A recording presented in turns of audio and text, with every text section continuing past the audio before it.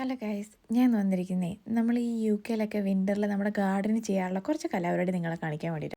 വേറൊന്നുമല്ല, നിങ്ങൾക്ക് എല്ലാവർക്കും അറിയാവുന്ന കാര്യമല്ലേ, UK ഓരോ ചെടികളും ഓരോ സീസണിലാണ്. അങ്ങനെ സീസൺ കഴിഞ്ഞ് ഗ്ലാഡിയോളസ് എടുത്ത് വെക്കുന്നതാണ് നിങ്ങൾ കണ്ടത്.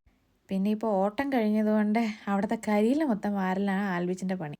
അപ്പോൾ ഇന്ന് നിങ്ങളെ കാണിക്കുന്നത് ഞങ്ങൾ തുളിപ്സ് നടുന്നതാണ്. നമ്മളിവിടെ ഏകദേശം 3 ടൈപ്പ് വെറൈറ്റി ഓഫ് തുളിപ്സ് ആട്ടോ എടുത്തേക്കുന്നത്. അത് മാത്രമല്ല, കഴിഞ്ഞ ഇയറിലുണ്ടായിരുന്നതിൻ്റെ കുറച്ച് ഞങ്ങൾ എടുത്ത് വെച്ചിട്ടുണ്ടായിരുന്നു കേട്ടോ. അതും കൂടെ കൂട്ടിയിട്ടാണ് നമ്മൾ ഈ പ്രാവശ്യം എല്ലാം കൂടെ മിക്സ് ചെയ്തിട്ടാണ് നടാൻ പോകും.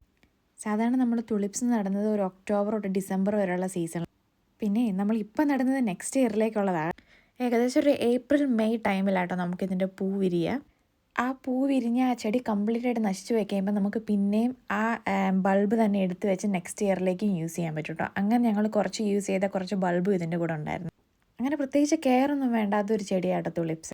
സാധാരണ നമ്മൾ ഇങ്ങനെ നടുന്ന ബൾബുകൾക്കൊന്നും ഏത് ചെടിയാണെങ്കിലും ഒരുപാട് കെയറിനൊന്നും ആവശ്യം വരാറില്ല. ഇങ്ങനെ സീസൺ അനുസരിച്ച് നമ്മളിങ്ങനെ നട്ടുകൊണ്ടിരുന്നുള്ള ഏറ്റവും വലിയ ബെനിഫിറ്റ് എന്താണെന്ന് വെച്ചാൽ, ഈ സ്പ്രിങ് സമ്മറും ആകുമ്പോൾ നമ്മുടെ പൂന്തോട്ടത്തിൽ എപ്പോഴും ചെടികളുണ്ടായിരിക്കും കേട്ടോ. എപ്പോഴും പൂക്കളുള്ള ഗാർഡൻ ആട്ടോ എനിക്കും ആൽബിക്കും ഇഷ്ടം. നമ്മളിങ്ങനെ കുഴിച്ചൊക്കെ വെച്ച് ആ ചെടിയിൽ നിന്നൊരു പൂവൊക്കെ കാണുമ്പോൾ വല്ലാത്തൊരു സാറ്റിസ്ഫാക്ഷൻ തന്നെയാണ്. ഇനിയിപ്പോൾ അടുത്ത സമ്മർ വരെ കാത്തിരിക്കണമല്ലോ എന്ന് ഓർക്കുമ്പോഴാണ് ഒരു സങ്കടം. അതുവരെ വെയിറ്റ് ചെയ്താൽ ഇതിൻ്റെ പൂക്കളൊക്കെ കാണാൻ പറ്റും. അങ്ങനെ പൂക്കളൊക്കെ ആകുമ്പോൾ എന്തായാലും ഞാൻ ഒരു വീഡിയോ കൂടി ഇടുന്നതായിരിക്കും കേട്ടോ. അപ്പോൾ പിന്നെ കാണാം ഗൈസ്, ബൈ.